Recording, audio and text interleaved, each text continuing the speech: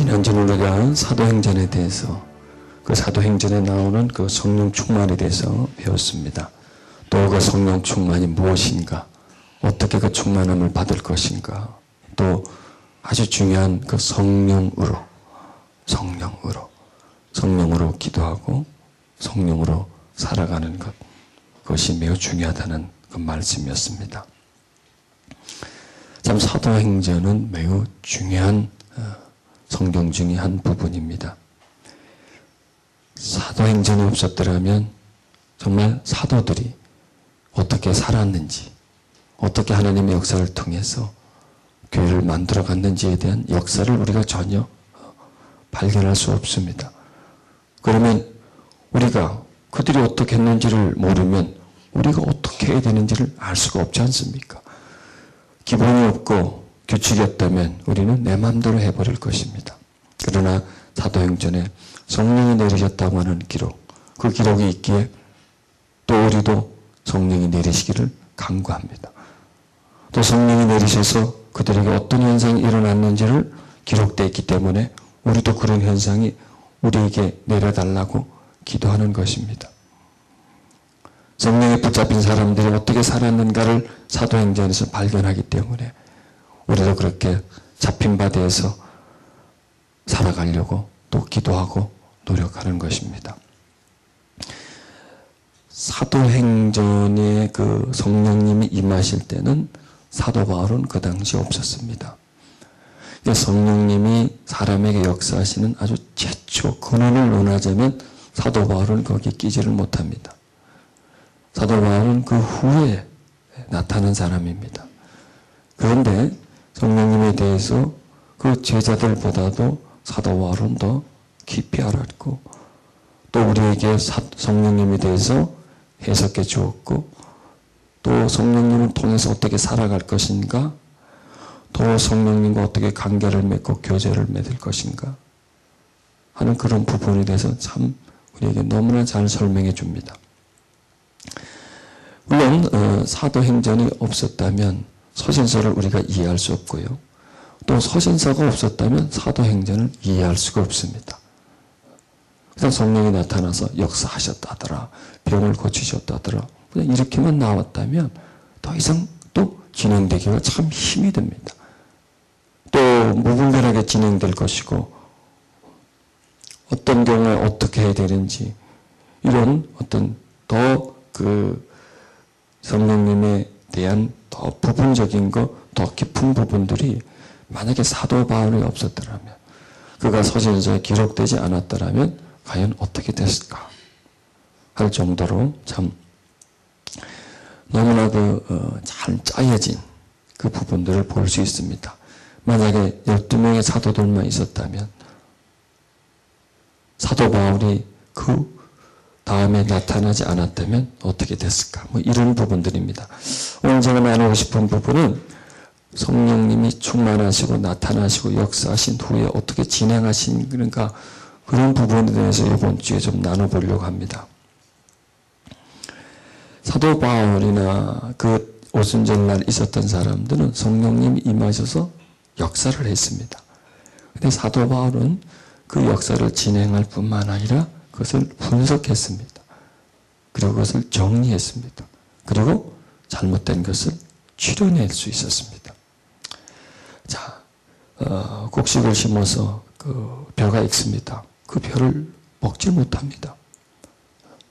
그 벼를 가져다가 탈곡을 해야 하고요. 또 탈곡하는 과정에 이물질이 들어가고 돌이 들어갑니다.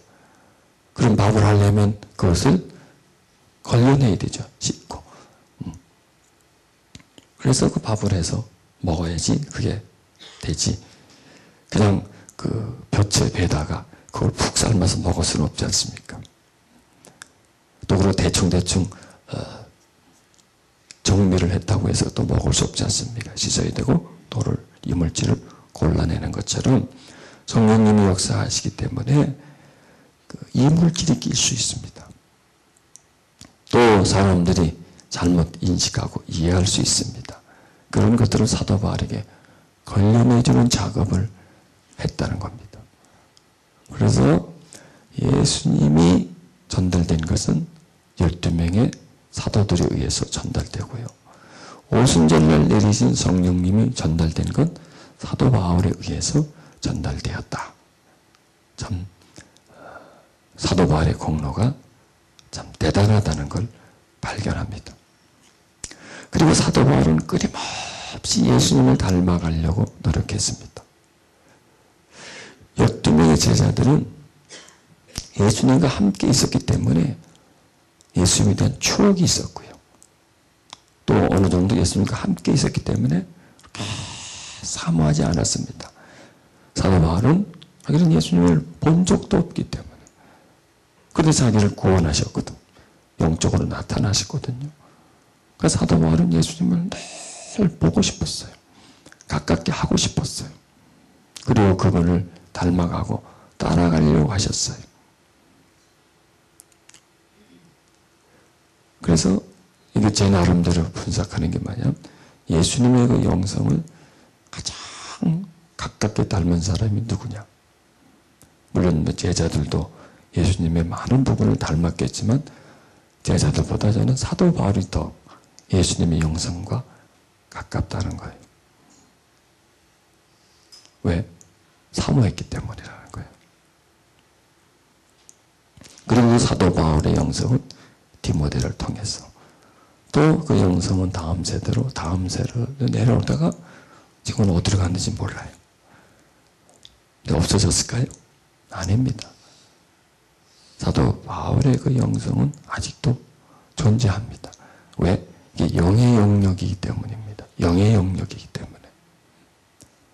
영은 없어지지 않습니다. 사도 바울이 쓰던 물건은 아직 있을까요? 없죠. 다 썩어 문드러져 버리겠죠. 사도 바울의 뼈도 남지 않죠. 다 썩었죠. 사도 바울의 영성은 아직도 있습니다. 그 어디인가 있습니다. 그게 어디 있을까요? 성령 안에 있습니다. 예수 안에 있습니다. 누가 그것을 가질 수 있을까요? 사모하는 자가 가질 수 있는 겁니다.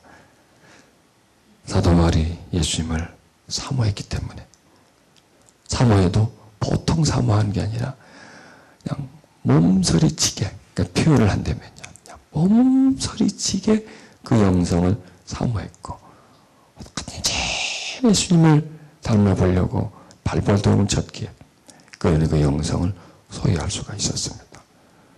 그래서 사도 바울은 내가 예수의 마음을 가졌다 이렇게 말하고요. 또 나를 본받은 자가 되라 이렇게 말할 수가 있었습니다. 사도 바울이 그렇게 간절히 사모했을 때 예수님의 그 영성이 그에게 간 것처럼 우리도 그런 영성을 사모할 때, 보통 사모하는 게 아니라 간절히 사모할 때 그 영성이 주어진다는 겁니다. 우리는 완벽하게 바울처럼 그렇게 되지는 않겠지만, 그러나 모양만이라도 좀 가질 수 있다면 말이죠. 자, 어떻게 하다 보니까 사도 바울을 영성에까지 갔었는데, 오늘 우리 은사에 관해서 조금 성경 말씀 보겠습니다. 고린도전서 12장 펼쳐보시겠습니다.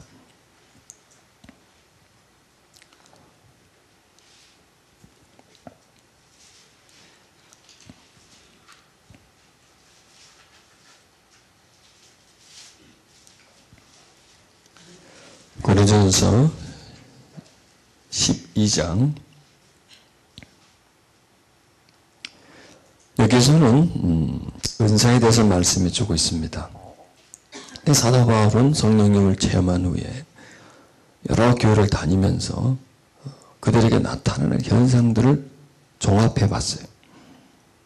그런데 성령님이 역사하셔서 나타나는 은사의 종류가 있었는데 한 9가지 정도로 사도 바울은 그 당시 발견했기 때문에 그걸 이제 우리들에게 성경 속에 기록해 주는 것입니다. 자, 성령님의 특징은 뭐냐면 간구하는 사람에게 내린다는 것입니다. 그리고 그 사람의 중심 속에 거하십니다. 그런 다음에 또 성령님은 그 사람에게 나타나기를 원하는 겁니다. 그러면 성령님이 임하는 것, 거하는 것, 그 다음에 충만해지시는 것, 그 다음 단계가 나타남입니다. 씨앗을 뿌리면 씨앗이 땅속에 있습니다. 씨앗이 땅속에서 활동합니다. 씨앗이 땅속에다 뿌리를 내립니다. 그 다음에 씨앗은 땅 밖으로, 그 땅 위로라 그래야 되겠죠? 땅 위로 싹을 틔웁니다. 이게 나타남입니다. 그래서 우리는 은사를 나타납니다 말을 합니다. 그래서 성령님을 씨앗으로 생각하시면 딱 되겠습니다. 그리고 우리의 심령은 땅이다라고 생각하십시오. 씨앗이 땅과 만나는 겁니다. 땅 혼자서 싹을 틔울 수가 없고요. 씨앗 스스로도 싹을 틔울 수가 없습니다. 씨앗과 땅이 만나야 되는 겁니다. 즉 하나님의 영과 인간의 육신, 심령을 지닌 육신과 만나야 합니다. 이게 놀라운 사실입니다. 하나님의 영이 씨앗처럼 사람에게 뿌려졌다는 거예요. 사람 속으로 들어오셨다는 거예요. 이게 성육신에서 우리는 발견할 수가 있습니다. 마리아의 몸에 성령이 임하셨어요. 그래서 그 성령이 그 안에서 잉태케 만드는 겁니다. 그리고 그 성령이 사람이 되어지는 거예요. 그리고 그 사람으로 성육식한 하나님은 겉으로는 사람이지만 속은 하나님이에요. 왜? 하나님의 영으로 잉태되시기 때문입니다. 그와 똑같지는 않지만 비슷합니다. 성령으로 잉태되고 태어나고 살아나진 않았지만 육신으로 태어나서 육신적인 존재로 살아가는 우리에게 하나님의 영이 들어온다는 거예요. 그래서 그 안에서 이제 자라나는 거예요.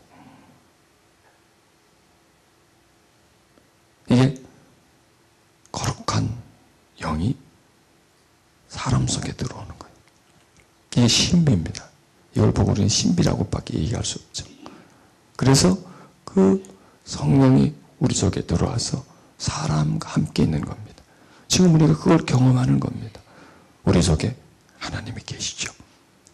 하나님의 영이 계시죠. 한마디로 말하면 하나님의 영이 계시는데 그것은 하나님이세요. 하나님은 영이시기 때문에 그 하나님, 영이신 하나님이 어떻게 인간 심령 안에 들어올 수 있겠습니까? 들어올 수 있습니다. 그게 신비입니다. 그래서 우리는 이 기독교를 이해하는 데 있어서 신비에 대해서 문이 열리지 않으면, 그 신비를 받아들이지 않으면, 신비에 대한 이해가 없으면 전혀 이해할 수가 없습니다. 그리고 종교가 됩니다. 그러나 신비를 깨달으면 종교를 넘어서서 신앙이 됩니다. 하나님의 영이 사람 속에 들어와 있다는 이 자체가 놀라운 신비입니다. 우리는 그런 신비를 경험하는 사람들입니다. 그리고 그 속에 들어오신 그 영이 우리 안에서 역사하신다는 거예요. 그럴 뿐만 아니라 우리를 통해서 나타난다는 거예요. 나타난다. 이것도 놀라운 신비입니다. 우리는 하나님 일으키시는 신비에 대해서 이성을 가지고 판단하거나 정리하거나 하지 말아야 돼요. 그냥 받아들여줘야 돼요. 그분의 신비의 역사를 우리는 받아들여주는 그 역할이 우리에게 꼭 필요합니다. 그래서 은사를 이해할 때 하나님의 신비라는 거예요. 하나님은 우리 안에 들어오셔서 우리를 자신화 시키려고 합니다. 자신을 더 많이 우리 속에 충만하게 하셔서 자신처럼 만들어 가려고 합니다. 자, 성경은 이렇게 말하고 있습니다. 은사는 여러 가지나 성령은 같고 또 직분은 여러 가지나 주는 같으며. 자, 그럼 이걸 제가 성경에 이걸 자, 여러분 보시면 되겠네요. 자, 고린도서 12장 4절에 7절에 보면 은사는 뭐냐면 은혜의 선물입니다. 은혜의 선물. 영적 선물입니다. 자, 성령님이 우리에게 오신 것 자체가 큰 선물입니다. 근데 그 선물은 그 속에 머물러 있지 않고 포장기를 엽니다. 내가 누구에게 선물을 줍니다. 포장을 해서 받았습니다. 그 자체가 선물이죠. 그럼 그 다음에 어떻게 해야 돼요? 그대로 모셔놓나요? 포장지 그대로 해가지고 박스에 넣은 걸 선물을 받았다 이거예요. 받아서 그대로 모셔만 놓지 않아요. 집에 가져오죠. 그리고 거기서 열어서 그걸 꺼내서 사용하는 겁니다. 그러니까 성령님이 바로 우리에게 주신 선물이고요. 그 선물 자체는 또 선물이라는 거예요. 그게 바로 은사라는 겁니다. 그러니까 은혜의 선물입니다. 은사는 은혜의 선물. 또 은사를 다른 말로 하면 영적 선물, spiritual gift라고 그러죠. 그런데 그 선물은 하나가 아니라는 거예요. 성령님은 한 분이시고 우리에게 오셨지만은 그 선물은 하나가 아니라는 거예요. 선물은 여러 가지가 있어요. 자, 선물 받은 나는 하나 받았는데, 한 통을 받았는데, 열어봤더니 그 안에 여러 가지가 있어요. 여러 가지가. 여러 가지가. 많이 그 속에 있어요. 여러 가지가. 그런데 성령님은 한 분이라는 거예요. 여러 가지가 있지만 성령님은 한 분이다. 자, 은사는 뭐 9가지, 성경에 말하는 9가지가 있지만 뭐 더 있을 수도 있죠. 그러나 뭐 숫자가 중요한 것이 아니라 성령님은 한 분이시다는 거죠. 은사는 많지만은. 그 다음에 섬기는 이는 여러 가지가 있지만 주님도 한 분이라는 거예요. 자, 여기서 은혜의 선물은 섬김과 관계가 있습니다. 왜냐하면 은사를 줄 때 은사를 주신 목적이 뭐냐? 교회를 더 튼튼하게 하기 위해서입니다. 물론 그 사람을 영적으로 견고하게 세우기 위해서이고요. 여기서 섬기는 일이라고 말씀합니다. 은사를 주신 목적은 섬기기 위해서다라는 겁니다. 자, 예수님이 이 땅에 오신 목적이 섬김을 받기 위해서 오신 것이 아니라 섬김을 하기 위해서 오신 것이죠. 왜 성령님이 사람에게 임하셨느냐? 예수 그리스도가 하신 일을 그 사람들에게 알려주기 위해서입니다. 예수 그리스도를 닮아가게 하기 위함이고, 그리고 예수님이 하셨던 일들을 그 사람들에게 하게 하기 위함입니다. 그래서 은사를 주시는 것이죠. 예수님을 확장시키려고 하는 거예요. 예수님은 한 분이셨고 또 30년 동안 일을 하셨습니다.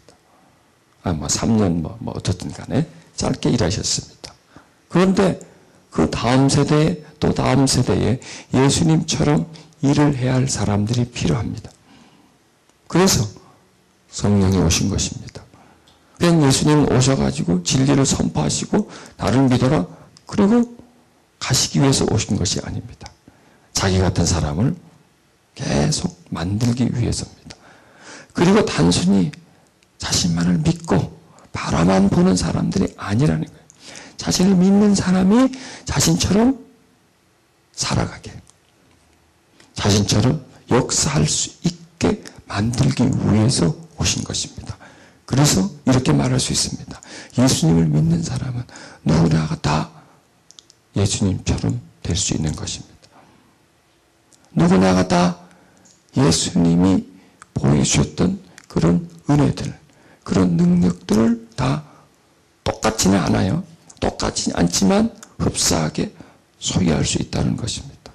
그런데 예수님을 믿는데, 나는 예수님을 믿고 있는데 전혀 그렇지 않다. 그것은 문제라는 거예요. 벗어나야 된다는 겁니다. 그다음에 그 사람은 아직까지 종교 수준에 있다는 거예요. 오순절날 성령님이 임하셨던 것은 예수님의 확장입니다.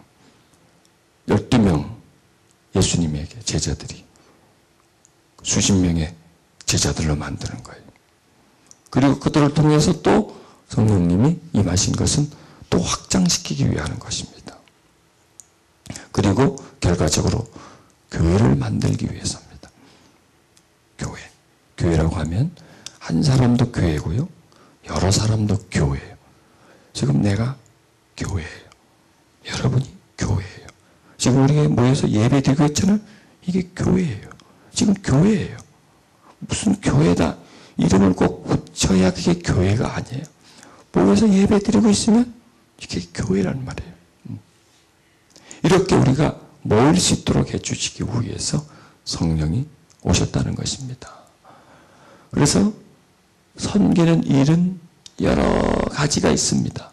자, 하나님을 섬기는 일은 여러 가지가 있죠.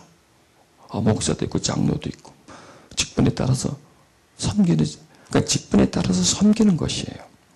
그 직분이라는 게 무슨 계급이 아니라 섬기기 위해서 나눠진 거예요. 섬기기 위해서. 오래 다니기 때문에 뭐 하나 갖다 붙여주는 게 아니라 그게 잘못된 거예요. 섭섭할까봐 그냥 갖다 붙여주는 게 아니라 섬기기 위해서입니다. 목사는 목사대로 섬기고 장로는 장로대로 섬기고 이렇게. 그러나 중요한 것은 주님도 한 분이라는 거예요. 하나라는 거예요. 여기서 뭘 주장합니까? 하나라는 거예요. 또 해야 할 일은 여러 가지가 있지만 자, 은사를 받고 그 다음에 섬기는 일을 하면 해야 할 일은 여러 가지가 있습니다. 그러나 모든 사람에게서 일하시는 하나님은 한 분이라는 거예요. 그러니까 하나다는 거예요. 하나가 되라는 거예요. 하나가 되라는 거예요. 이게 교회에다가 하는 말씀입니다. 교회는 하나가 돼야 된다 이거예요. 은사가 여러 가지니까 너는 너 나는 나. 네 은사 있고 내 은사 있고. 자, 그럼 방언하는 사람끼리 모여. 예언하는 사람끼리 모여. 모여.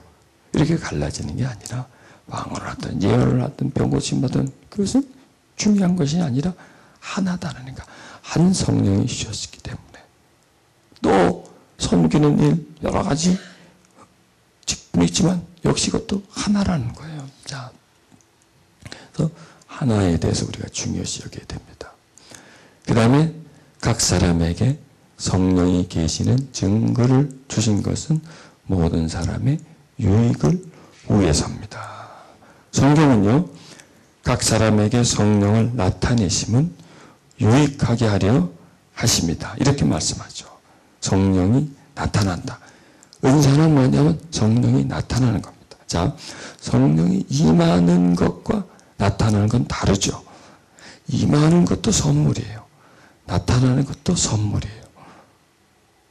임하는 것은 1차적인 선물이면 나타나는 것은 2차적인 선물이다. 이렇게 말하면 되겠습니다.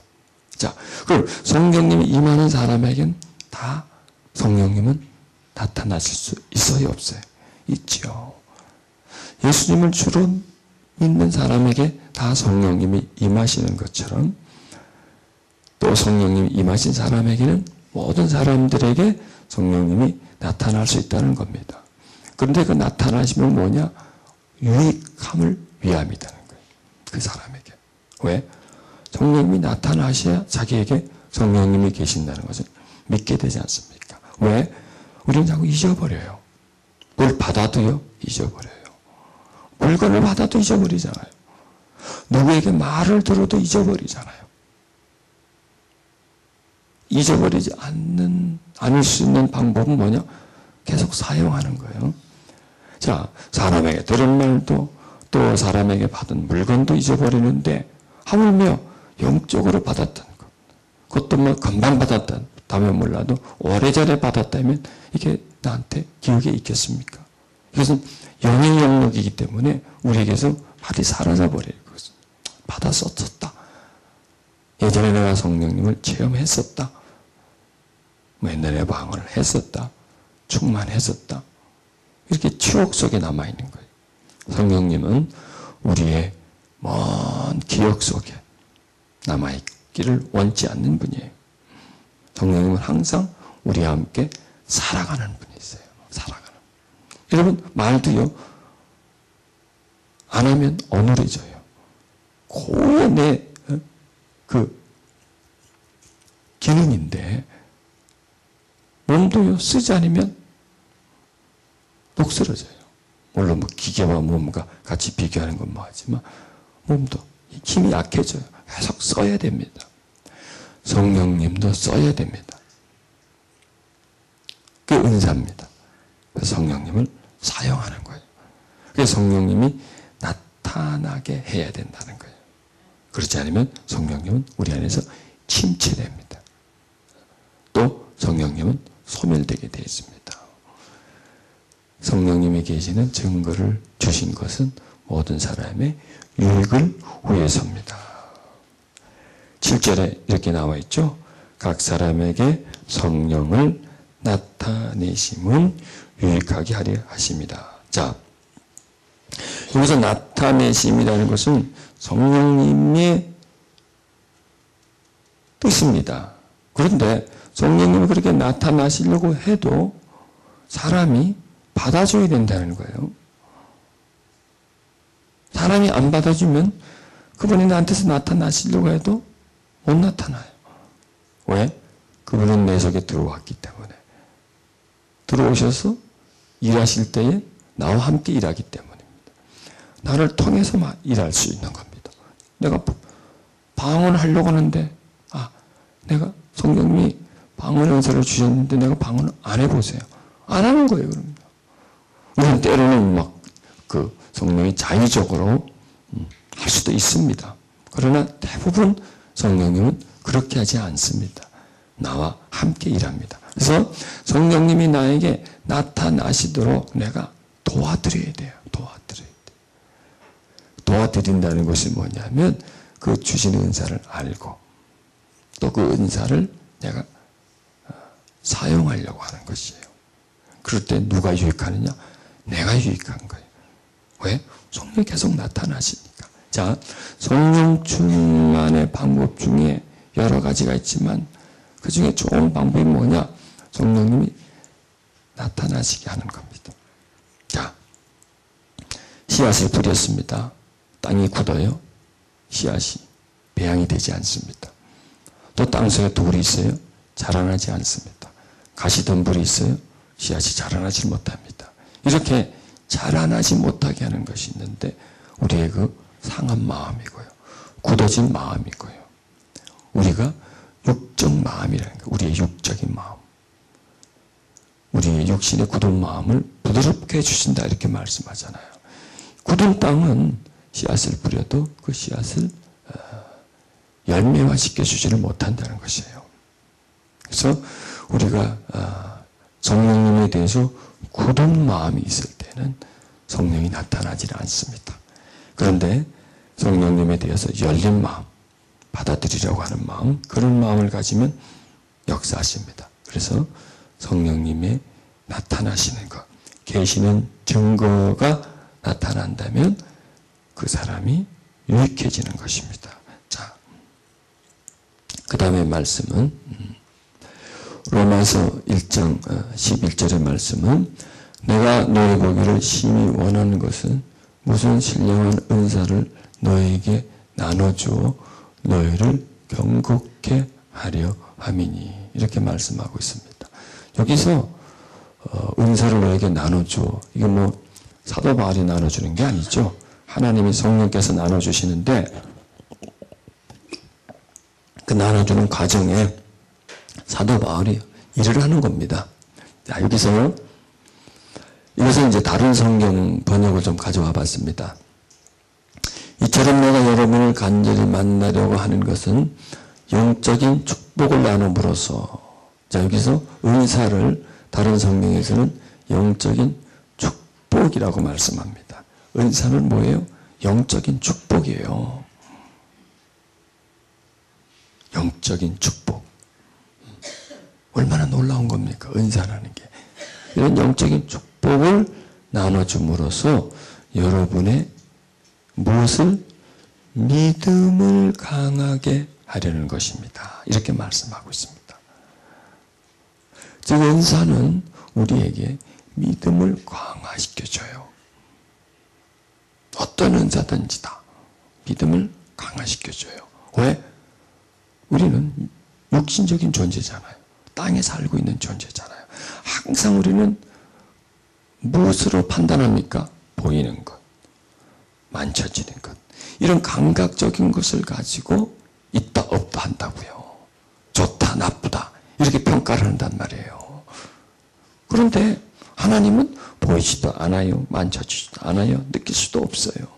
그런데 보이는 것을 믿는 게 아니라 보이지 않는 하나님을 믿고 있기 때문에 그 믿음이 성장하기 위해서는 영이라는 거예요. 영. 영이 살아나야 된다는 얘기예요. 영이 충만해져야 된다는 말이에요. 세상적인 것은요, 영이 필요 없어요.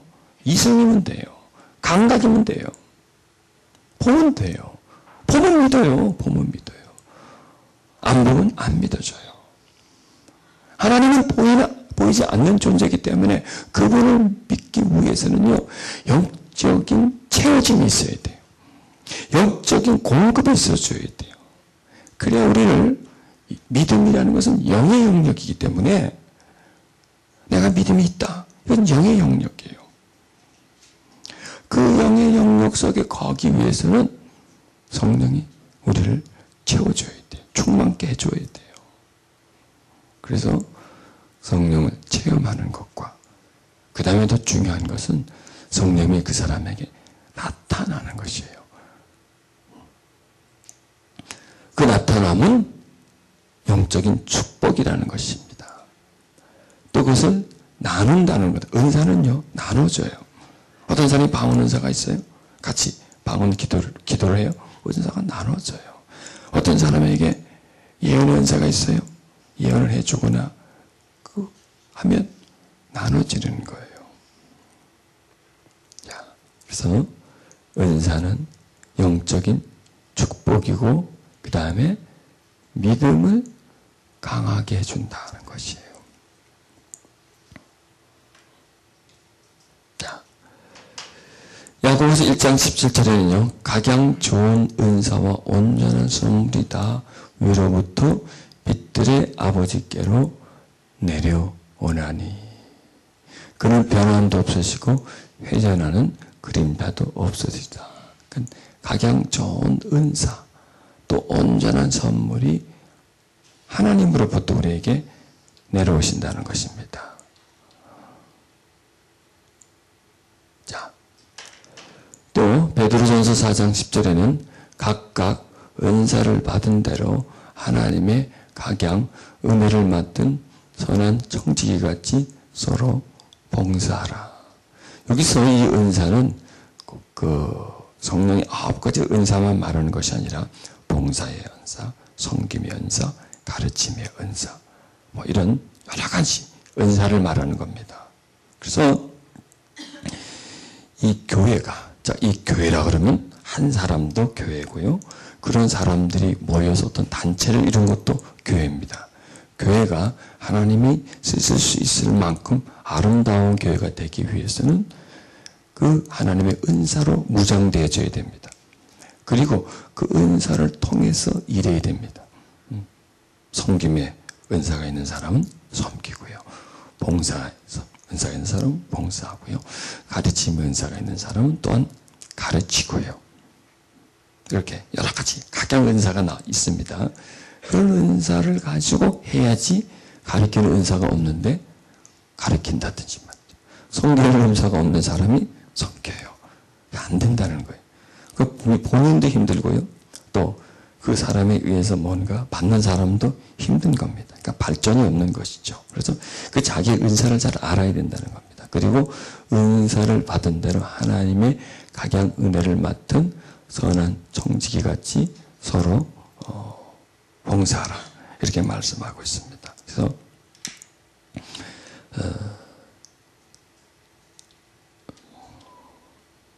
자, 성령의 은사를 구하는 자세는 이런 부분입니다. 자, 첫째, 성령의 은사를 받기 위해서는 예수님과 살아있는 인격적인 관계를 맺어야 합니다. 왜냐하면 성령님은 예수님을 구주로 영접한 사람에게 임하시거든요. 그러면 그런 사람에게 성령의 은사가 임하는 것이에요. 인격적인 관계. 그분이 나의 주님이 되는 거예요. 주님. 예수가 나의 주님이 된 상태. 그런 사람들은 다 성령이 임하셨고요. 그런 사람들에게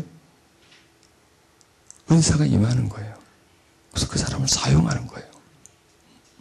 성령의 은사는 오직 예수 그리스도를 믿고 그에게 생애를 드린 사람에게 주어진다. 조금 무겁죠? 그분에게 생애를 드린다. 삶을 바치는 거예요. 여러분, 예수님을 우리가 주님 하다는 얘기 뭐냐면 당신이 나의 주인이라는 뜻입니다. 나의 주인이라는 뭐냐면 이제는 내가 아니라는 거예요. 내 것이 아니라는 거예요. 내 인생이 내가 아니라는 거예요.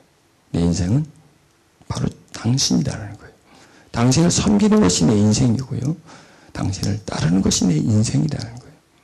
당신을 닮아가는 것이 내 삶의 목표라는 거예요. 이제 더 이상 내가 계획한 인생이 아니라 당신에 의해서 계획된 인생이 바로 납니다. 나는 죽고 당신이 내 안에 살아나소서. 이겁니다. 그래서 우리는 예수님을 주님으로 섬기면 내가 죽어야 돼요. 그래서 나를 따르려거든 자신을 부인하라 그러지 않습니까? 첫째, 제일 중요한 게 나를 부인하는 거예요. 며칠 전부터 제 기도 제목이 뭐냐면 죽고 살고예요. 죽고 살고. 뭐가 죽느냐? 내가 죽는 거예요. 뭐가 사느냐? 예수가 사는 거예요. 뭐가 죽느냐? 육이 죽는 거예요. 뭐가 사느냐? 영이 사는 거예요. 내 속에 있는 불순종이 죽고 순종이 살아나는 거예요. 교만이 죽고 겸손이 살아나는 거예요. 불의가 죽고 의의가 살아나는 거예요. 내 속에 있는 욕심이 죽고 하나님의 선함이 살아나는 거예요.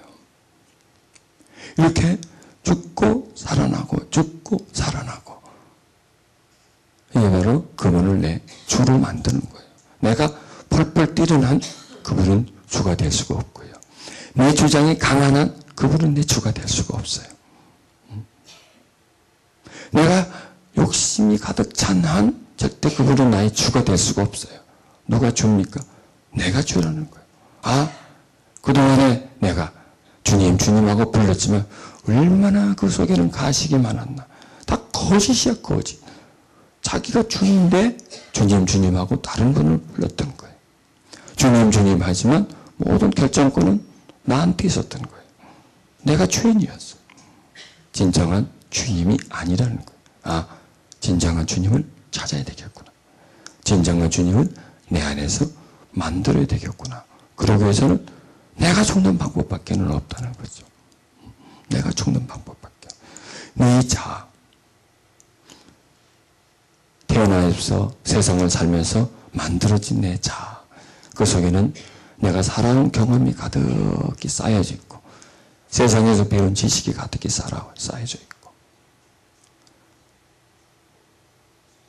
받은 상처가 가득히 쌓여져 있고 욕심과 탐심이 가득 쌓여져 있는 그 내 자아. 그 자아의 모습은 마치 거북이 등껍질처럼 말이죠. 딱딱하게 둘러싸져 있는 그 자아. 그게 죽여야 된다는 얘기예요. 그리고 그게 물처럼 그냥 독이 터져가지고 물이 쏟아져 버리듯이 그냥 쏟아져 나와버려요. 그리고 내 중심 속에는 내 자아가 있는 것이 아니라 예수님이 계셔요. 그러면 그분이 나의 주님이 되어간다는 것이죠. 자, 바로 그럴 때에 자신의 생애를 주어줄 수 있다는 거예요. 여러분, 주님을 주님으로 만드십시다. 그 주님이 되셨어요, 그분이. 주님이 되셨는데 그분이 나의 주님이 되게 만들어야 돼. 그럴 땐 누가 죽으셔야 하나요? 내가 죽어야 된다는 거예요. 내가. 오직 예수 그리스도의 생애에 일어났던 일과 그분의 뜻을 자기 생애 속에서 나타내 보일 사람에게 주어집니다. 은사가 이런 겁니다.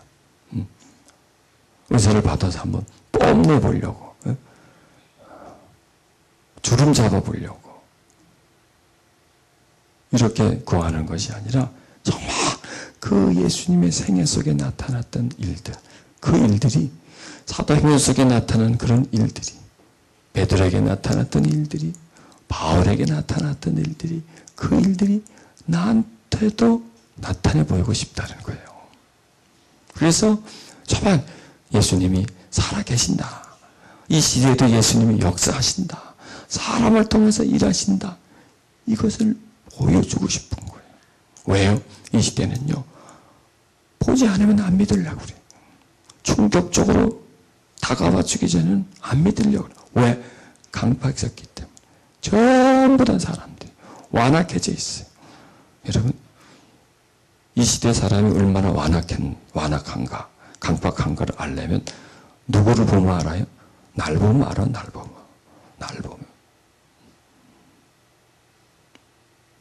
여러분, 우리 자신은요, 내가 생각하는 것보다 더 강팍할까요? 덜 강팍할까요? 더 강팍해요. 내가 생각하는 것보다도 더 강팍한 게 나아요. 그러니 내가 생각하는 내가 더 강팍한데 이 세상 사람들은 우리가 생각하는 것 이상 더 강팍해요. 그러면 그 강팍한 걸 부수는 것은 영이에요. 영적 능력밖에는 없어요. 예수님이 이 전전 유대 땅에 오셨을 때 사람들이 그 시대 사람들 참 강팍해서 바리새인들 강팍했잖아요. 그 부서뜨리지 않습니까? 사도 바울이 얼마나 강팍했습니까? 하나님의 영이 임하니까 부서지잖아요. 초대교회 역사가 일어났을 때 많은 제사장 그룹들, 바리새인들이, 유대인들이, 강팍하던 사람들이 깨지고 예수님에게 돌아올 수 있었습니다. 마찬가지입니다. 이 시대에도 그 시대보다 더 강팍합니다. 그 강팍했던 사람들이 깨지게 하기 위해서는요, 하늘의 신령한 은사가 임해야 돼요. 강력한 진을 파괴하는 무기가 우리에게 임해야 돼요. 나한테도 임하고 여러분들에게 임해야 돼요. 저기 저 앉아있는 학생한테도 임해야 돼요. 학생한테도 임해야 돼요. 어린애한테도 임해야 돼요. 왜? 다양하게 일하잖아요, 하나님. 어린애를 통해서도 일을 하고요. 목사를 통해서도 일을 하고요. 평신도를 통해서 일을 하고요. 왜? 우리의 세계가 다 다르지 않습니까? 목사의 세계와 일반인들의 세계가 다르지 않습니까? 그 세계 속에는 사람이 존재하고 그 사람을 깨뜨리려면요, 말로 안 되는 거예요. 이성과 지식으로 안 되는 거예요. 그걸 깨뜨릴 수 있는 강력한 무기가 있어야 됩니다. 그게 바로 하늘이 내려주시는 영적인 축복이요, 선물이라는 거예요. 우리 믿는 자들은 다 그것을 소유해야 됩니다. 그리고 그것을 소유하고 그 소유한 것을 하나님을 위해서 사용해 줄 때 우리는 예수님의 닮은 꼴을 나한테서 발견할 수가 있게 됩니다. 그런 것을 발견하면서 우리는 점점 나의 생애를 예수님에게 드릴 수 있는 것입니다. 사도 바울이 이런 고백을 합니다. 내가 주 예수 그리스도에게 잡힌 바 된 그것을 잡으려고 달려간다는 거예요. 잡혔다는 거예요. 예수님에게, 사도 바울은. 꽉 잡혔다는 거예요. 예수님과 지금 하나 되어져 있다는 거예요. 그래서 나는 예수님이 가신 길을 나는 따라간다 이거예요. 그분이 행하셨던 일들을 나도 행한다 이거예요. 이게 내 삶의 전부다라는 거예요.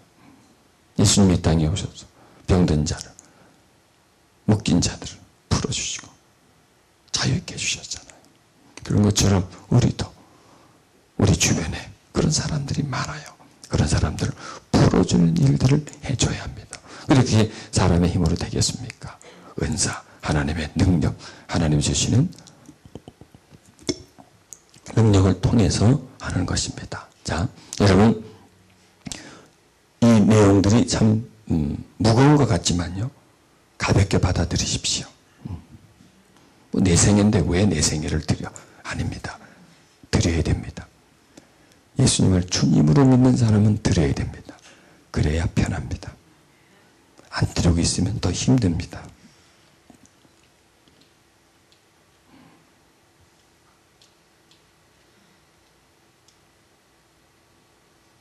자, 우리가 은사를 받기 위해서는요, 성령님의 은사에 대한 말씀을 믿어야 합니다. 성령의 은사는 오늘날에도 주어지지 않는 것이라고 많은 사람들이 말을 합니다. 성령님은 그때로 족하다는 거예요. 초대교회에서만 역사하지 뭘 지금도 역사하느냐. 지금은 이미 계시가 다 이루어졌기 때문에 성령님의 역사할 필요가 없다. 이렇게 말을 합니다. 그러나 그렇지가 않습니다. 왜? 그 시대나 지금이나 동일하거든요. 어떻게 보면 그 시대보다 더 필요한 게 지금의 시대입니다. 성령의 은사가. 더 필요해요. 지금 시대가. 시대가 왜? 악하기 때문입니다. 그리고 그때 임하셨던 그 성령님. 그때 역사보다도 약할 필요가 없어요. 약해질 수 없어요. 그것은요. 더 강해질 수 있습니다. 왜? 세월이 지났고 시대가 악하기 때문에. 그래서 그런 말을 우리는 부인해야 되겠죠. 자, 성도들은 체험은 그러한 신학을 배제하고 또 신구약 성경이 완성되었다고 해서 이런 은사마저 완전히 멈춰진 것으로서 볼 수는 없습니다.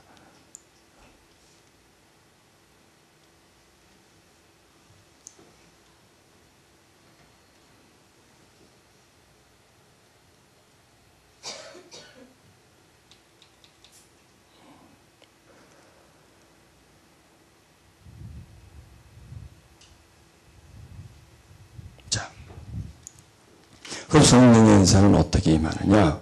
은사에 대해서 알고 받아들이고요. 또 은사를 사모할 때 오는 겁니다. 은사가 뭔지 이제 이해하셨지 않습니까? 우리 몸속에 성령님이 오시고 그 바로 신령한 은혜입니다.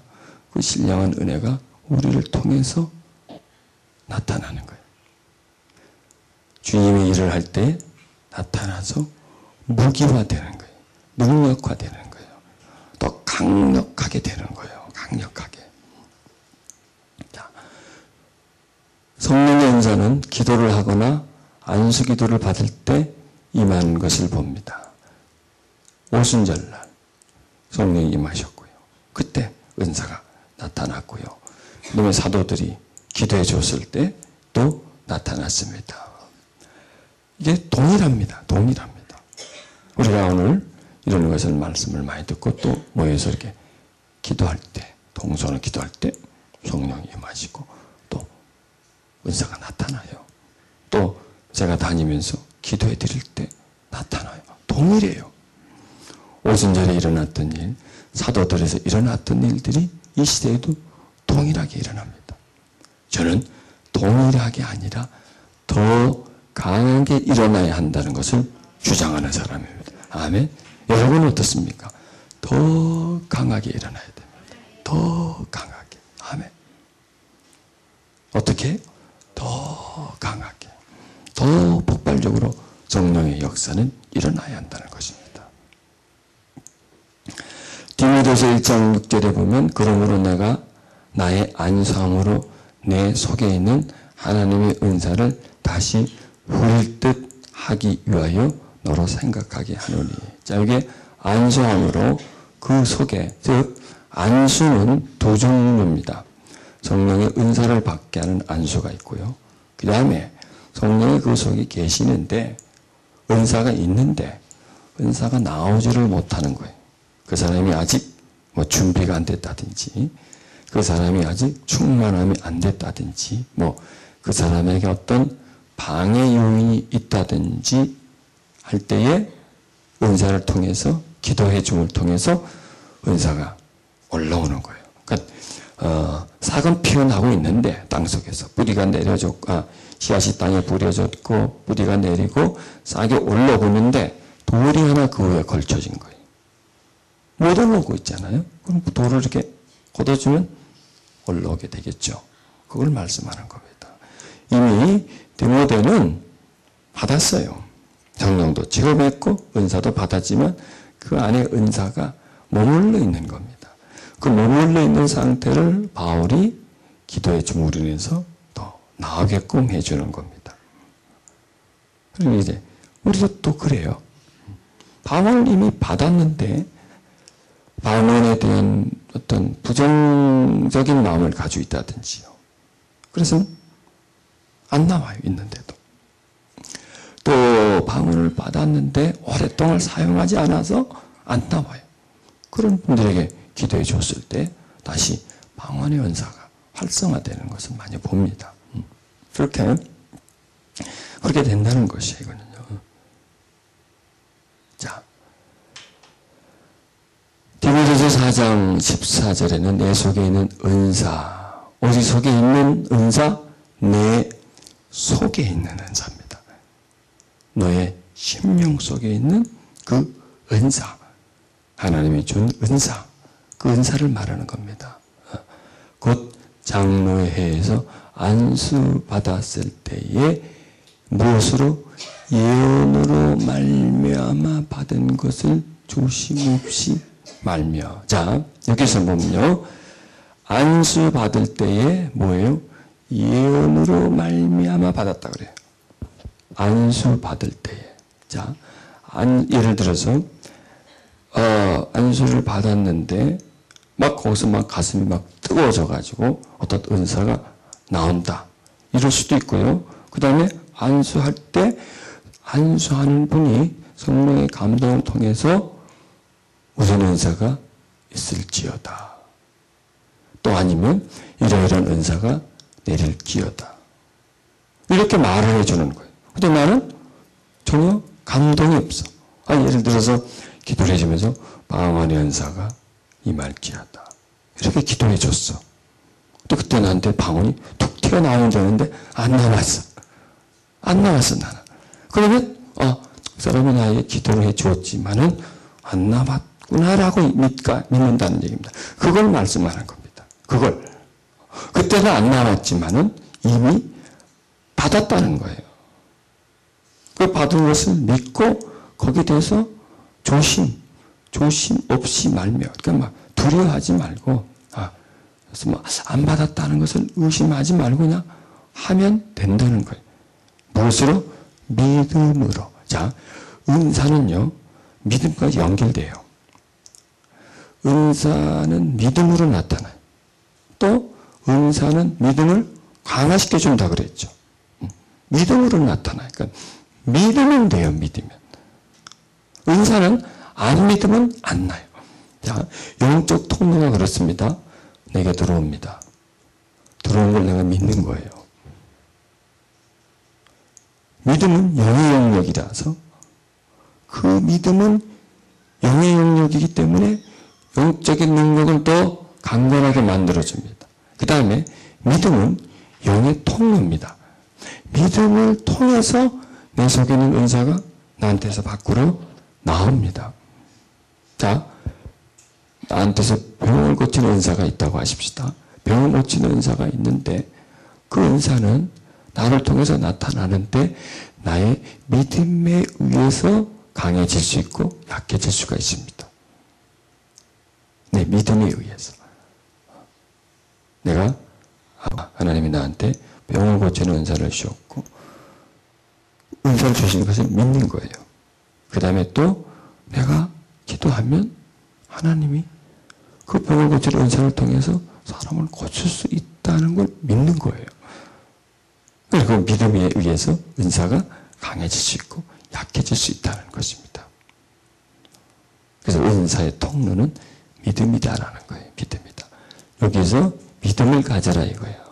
내 속에 은사가 있는데 그 은사는 뭐냐? 안수 받을 때 네가 받았다는 거예요. 그럴 뿐만 아니라 안수 받을 때에 말로 받았다는 거예요. 말로. 이게 놀랍습니다. 말로 받는 거예요. 여러분 성령님도요 말로 받아요. 자, 사도 바울이 기도해 주었습니다. 손에서 받았어요? 말로 받았어요? 말로 받은 거예요. 베드로가 고넬료 가정에서 설교했습니다. 뭘로 받습니까? 말로 받는 거예요. 말, 언어. 즉, 이 성령님은 사람의 언어를 통해서 전달되고요. 그 들음을 통해서 성령님이 들어가시는 거예요. 이게 성령의 교통하는 수단입니다.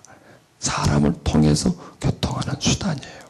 왜냐? 사람은 영에 있는 영역들을 표현할 때 언어로 표현하지 않습니까? 자, 제가 지금 하나님을 표현할 때 뭘로 표현하나요? 손짓, 발짓하고 뭐 내 몸으로 표현하나요? 언어로 표현하지 않습니까? 지금 제가 여러분에게 설교하는데 내 영이 성령과 함께 역사하지 않습니까? 지금 그분을 증거하고 있지 않습니까? 그분을 증거하는데 제가 이성만 사용합니까? 아니면 내 육체만 사용합니까? 물론 육체도 사용하지요. 물론 이성도 조리 있게 설명하려면 사용되어지죠. 그러나 더 중요한 것은 내 영이 사용되어진다는 겁니다. 내 영이 사용되어진다는 것은 뭐냐? 그 영 속에 거하시는 성령님이 내 영을 사용하는 거예요. 그리고 말씀이 여러분에게 들려질 때 영의 영역 속에 들려진다는 겁니다. 지금 이 말씀을 들으면서 여러분과 저는 저와 여러분의 교제가 아니에요. 성령의 교제를 하는 겁니다. 내 속에 계신 성령님이 여러분 속에 계신 성령님이 교통하는 겁니다. 나를 통해서 성령님이 주신 깨달음을 여러분의 혼적으로 깨달음이 약하기 때문에 증거해 주는 겁니다. 포함시켜 주는 겁니다. 그러니까 우리 속에 계신 성령님 다 동일하세요. 동일하신데 나를 통해서 표현하는 성령님은 다 달라요. 그렇겠죠? 왜? 성령님은 그 사람에게 나타나려고 하면 그 사람의 혼과 그 사람의 감정을 통해서 나타나기 때문에 우리 속에 그래서 나타나시는 역사는 여러 가지만 성령님은 통일하다는 거예요. 그러니까 다 다르게 나타나요. 다 다르게.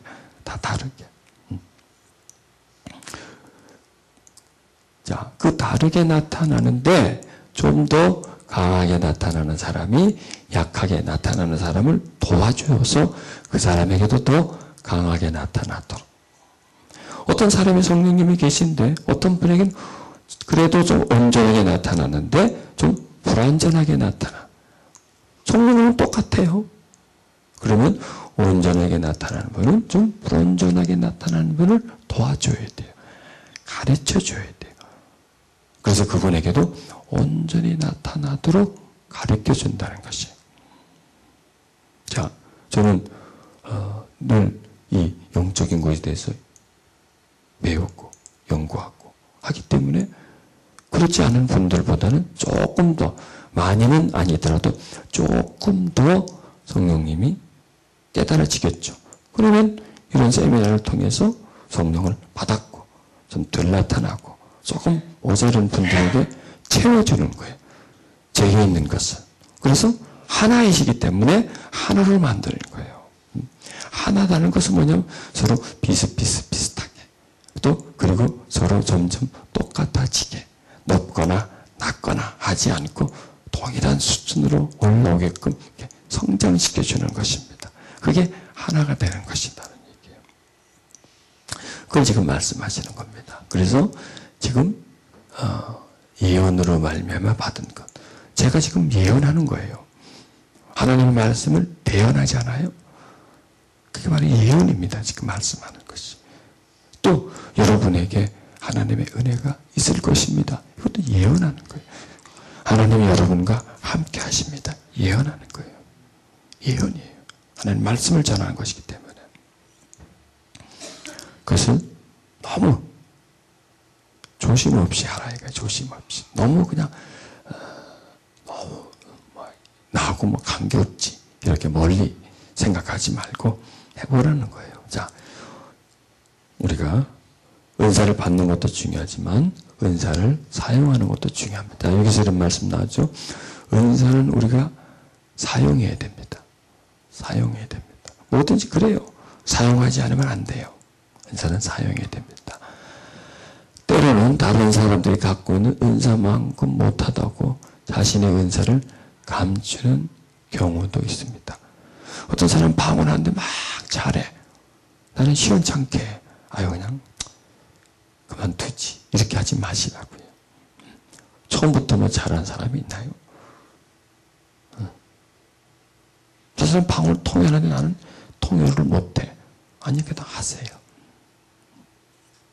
저 사람 기도해줘서 사람들을 많이 낳는데 나는 잘 안 돼. 하세요. 왜? 사용해야 되는 거예요. 이게 육신적인 기술도요, 배웠다고 해가지고 기술학원 가서 좀 배웠다고 해서 남 하는 거 보고 배웠다고 해가지고 한동안 흉내 봤다고 해서 그게 되나요? 안 되잖아요. 계속 노력을 해야 되지 않습니까? 바로 그겁니다. 그래서 감치를 마십시오. 또 사용하지 않는 은사는 소멸이 되어서 우리에게서 사라지고 맙니다. 그걸 항상 사용하고 활용해야 그래서 더욱 강하게 해야 합니다. 그래서 데살로니가전서 5장 19절에 성령을 소멸치 말며 했는데 다른 성경에서는 성령님의 활동을 제한하지 말라는 거예요. 성령님의 활동을 제한하지 말라. 즉 은사를 하지 않는, 내가 성령님을 체험했는데, 성령님을 체험했다면 은사가 있어요. 그래서 은사가 있는데 은사를 활용하지 않았어요. 자, 내가 방언 은사를 받았는데 방언 기도를 하지 않았어요. 그게 뭐냐면 성령님의 활동을 내가 제한하는 거예요. 내가 안 하는데 뭘? 아니에요. 그거예요. 성령님의 활동을 제한하면 누가 손해를 볼까요? 나지 누구겠습니까? 성령님이 손해볼 게 뭐가 있어요, 그분이 뭐. 성령님이 이익 볼 것도 없고요, 손해볼 것도 없어요. 내가 손해를 봅니다. 내가 기도를 안 했기 때문에 내 영이 침체되는 거죠. 내가 기도를 안 했으니까 내 믿음이 성장하지 못하는 거죠. 내가 기도를 안 했으니까 내가 하나님과 관계가 멀어지는 것이죠. 물론 그렇게 될 때 성령님도 손해입니다. 그러나 직접적인 손해는 내가 보게 되는 것이죠. 그래서 은사는 성령님을 활동화시키는 거예요. 자, 여러분 이렇게 생각하면 됩니다. 방언 기도를 내가 많이 한다. 그래서 뭘 내가 얻겠습니까? 믿음을 얻는 거예요. 성령 충만을 얻는 거예요. 내가 누구를 기도해 줬어? 그 사람이 나았어. 그걸 얻고자 함이 아니에요, 여러분. 물론 그 얻고자 함도 있어요. 그러나 그렇게 할 때 하나님이 정말 내 속에 계시는구나. 나도 하나님의 일을 할 수 있구나. 살아 역사하시는 분이구나 하는 그 사람이 뿌듯해 되잖아요. 그걸 얻고자 함이에요. 성령님의 활동이라는 겁니다. 이런 일들이 내 삶 속에 늘 있는다면 우리 믿음이 떨어진다든지 말이죠. 하진 않을 것 아니에요. 그걸 얻고자 함이라는 얘기입니다.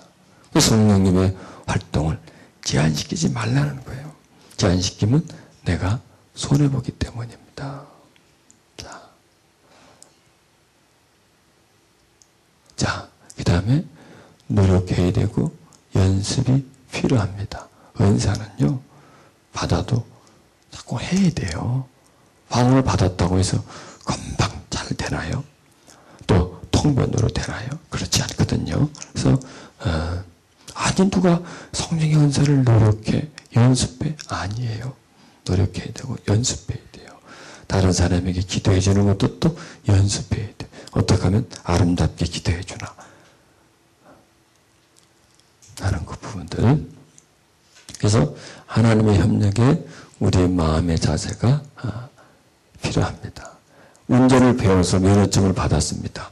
그런데 그 면허증이 장롱 속에 있어요. 그래서 그게 이른바 장롱 면허증입니다.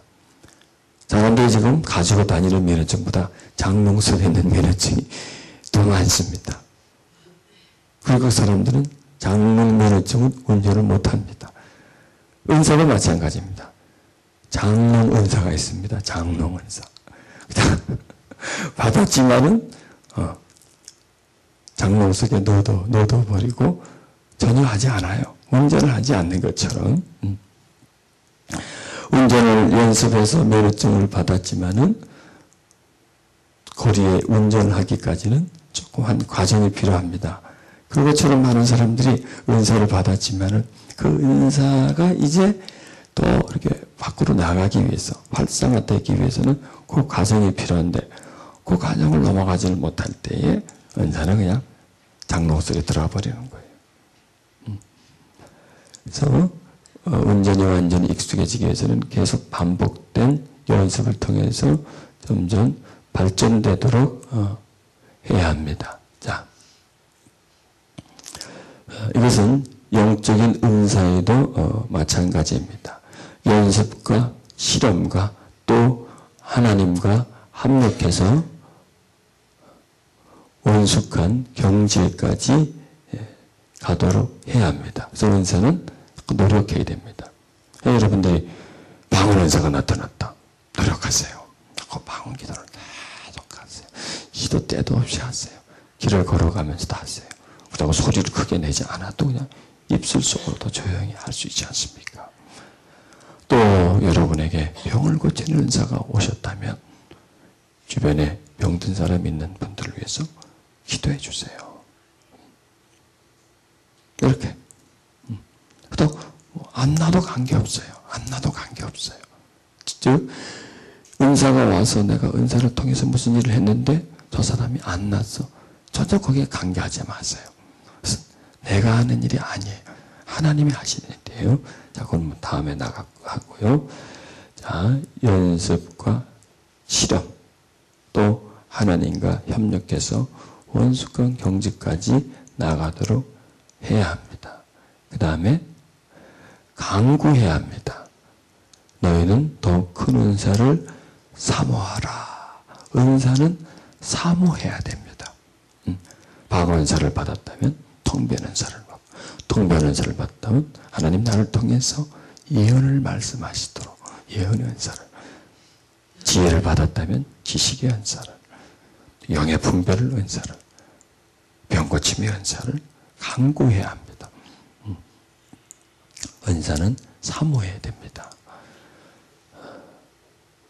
하나님의 영광을 위해서. 그런데 은사를 사모하고 간구하는 목적이 나를 위해서가 아니라 하나님을 위해서입니다.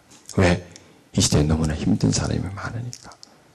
그 사람들을 도와주기 위해서 하나님 나에게 더 은사를 주시기옵소서. 이런 마음을 가져야 합니다. 지금 가지세요, 여러분들 마음속에. 자, 성령의 은사를 주시는 이유.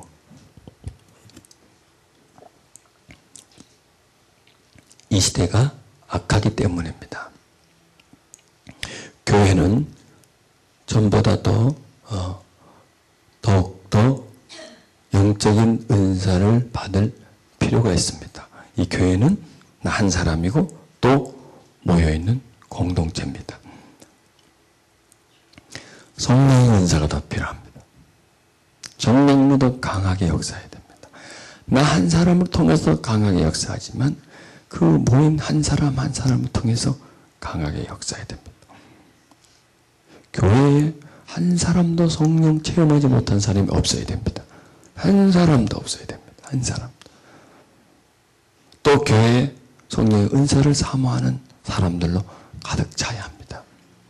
그래서 맡기신 은사대로 일해야 됩니다.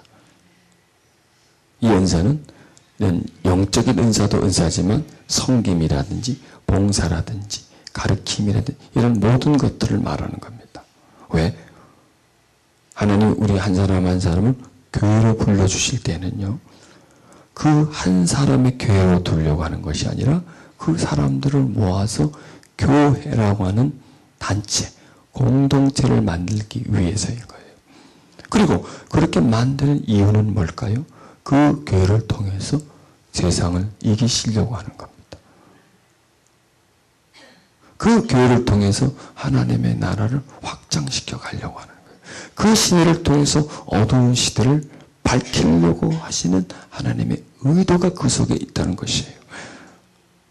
그런데 현대의 교회, 한 사람 한 사람, 또 그 한 사람이 한 사람이 모인 교회는 그 일을 못 해낸다는 얘기예요.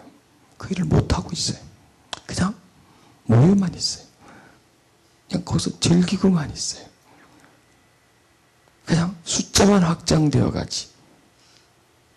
하나님의 나라가 세상 밖으로 들어가지를 못해요.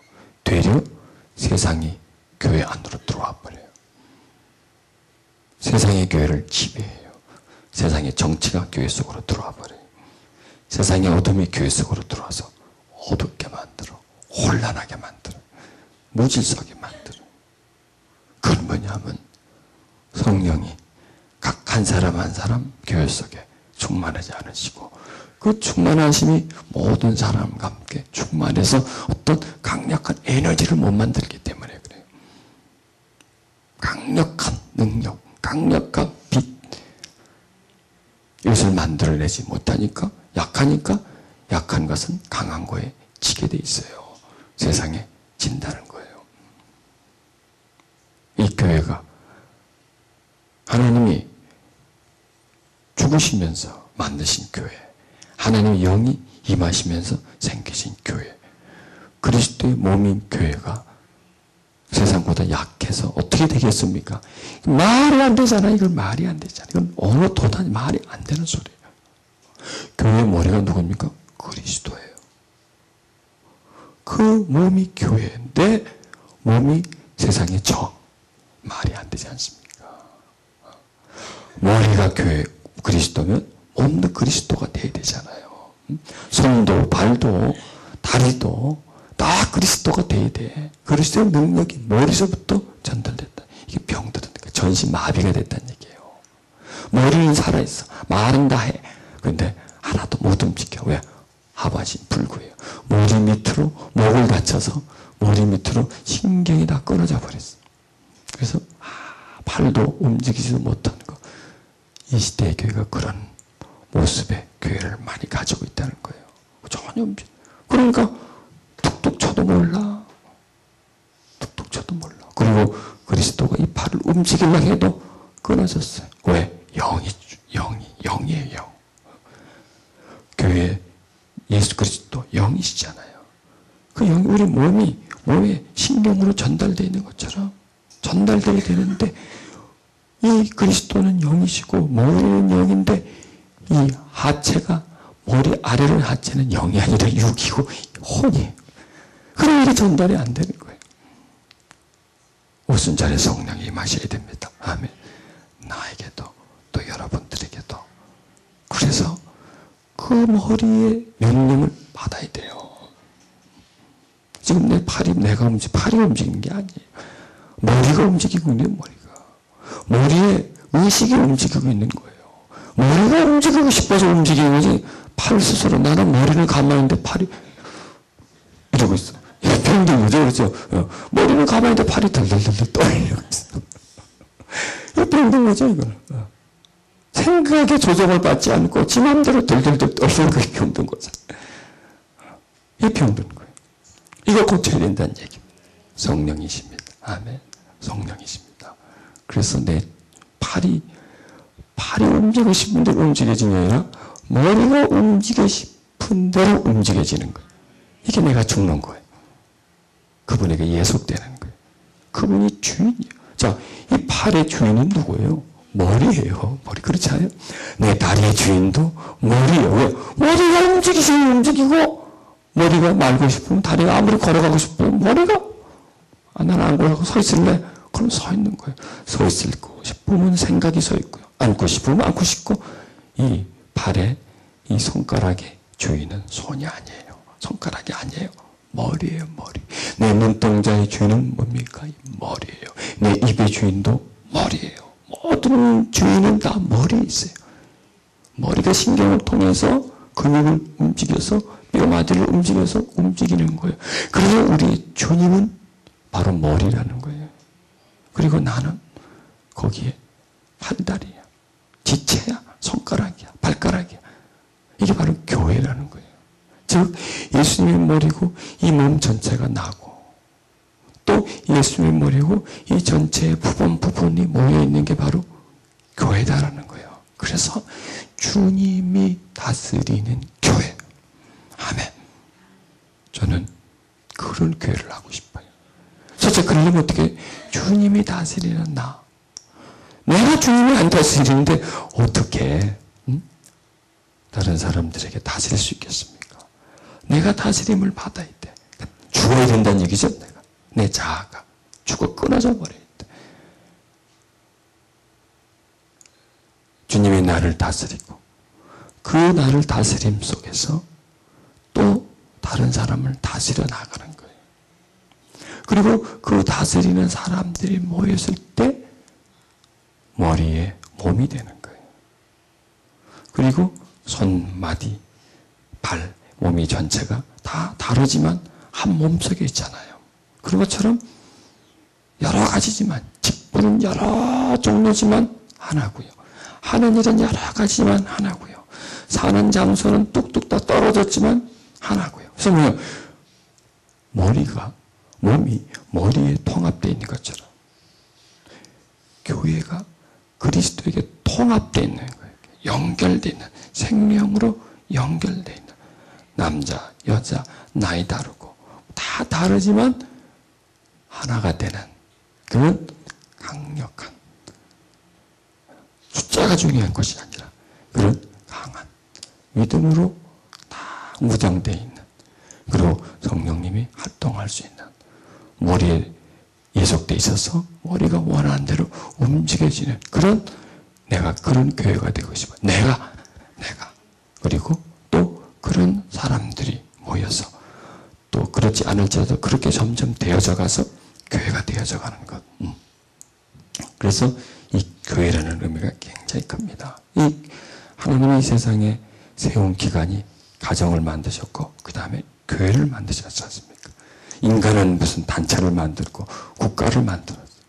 그러나 하나님은 가정을 귀하게 여기시고 그 다음에 교회를 귀하게 여기시고, 하나님은 가정을 통해서 역사하시고 교회로. 그러면 교회와 가정 중에 교회가 가정에 예속되는 것이 아니라 가정이 교회에 예속되는 것이죠. 그래서 하나님이 교회를 통해서 사람들에게 사명을 주는 거예요. 그리고 그 사람의 능력을 줘서 세상으로 나가게 하는 겁니다. 그래서 하나님의 교회가 하나씩 확정되게 나가게 만드는 것. 그것이 하나님의 뜻이라고 하는 것입니다. 그래서 교회는 전보다 더 강한 영적인 은사를 받을 필요가 있습니다. 자, 이 은사를 내려주는 것은 교회와 교인을 위해서입니다. 교회를 향하신 하나님의 뜻은 몸 가운데 분쟁이 없고 오직 여러 지체가 서로 같이하여 돌아보게 하셨으니, 이렇게 하나가 되게 만드는 겁니다. 왼손이 아플 때 오른손이 주물러 주지 않습니까? 다리가 아프면 손으로 다리를 주물러 주잖아요. 이렇게 서로 돌아보게끔, 그리고 교회에 덕을 세우기 위해서 풍성하게 하게 하라. 이렇게. 자, 그 다음에 은사는 봉사의 일을 하기 위해서입니다. 그리스도의 몸은 베푸는 일을 위해서 존재합니다. 즉, 이 머리고 이 몸은, 교회는 베품을 위해서 존재한다는 것이에요. 자, 그리스도의 몸은 베푸는 일을 하게 합니다. 그리고 그리스도의 몸은 베푸는 일을 위해서 존재합니다. 성령의 은사들은 증언의 공동체로서 교회의 사명인 말씀 전파를 가능케 해주며 교회 성장의 원동력이 됩니다. 베드로전서 4장 10절에는 각각 은사를 받은 대로 하나님의 각양 은혜를 맡은 선한 청지기 같이 서로 봉사하라, 이렇게 말씀하고 있습니다.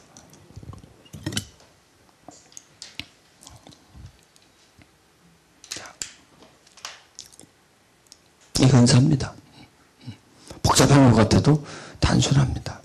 그냥 믿음으로 나타나는 겁니다.